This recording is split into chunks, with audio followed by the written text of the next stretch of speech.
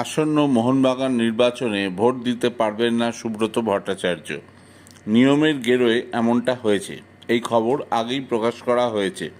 সময় মতো তিনি তার কার্ড রিনিউ করেননি, তার জন্যই নাকি তিনি ভোটাধিকার হারিয়েছেন। কিন্তু এটা মেনে নিতে পারছেন না মোহনবাগান সমর্থকরা। ঠিক তেমনই আজ বর্তমান ক্লাব সচিবের বিরুদ্ধে রাগ উগড়ে দিলেন সুব্রত। শুনুন তিনি কি বলেছেন।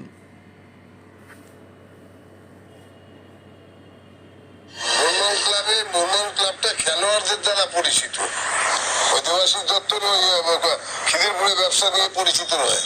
আমি 1753টা ম্যাচ খেলেছি, আমার দেখা কে খেলেছে? আমি মোহনবাগান ক্লাবে খেলেছি 17 বছর, আমার দেখা কে খেলেছে?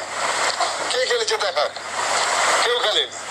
আমি ট্রফি দিয়েছি 58টা, কে দিয়েছে? কেউ দেয়নি। কিন্তু দেখি কি করে আটকায়। ও যখন বলেছো দেখি কি করে আটকায়, আমি দেখবো। যত লোক আছে নিয়ে দাঁড়াক, আমি দেখছি, আমি যাবো ভোট।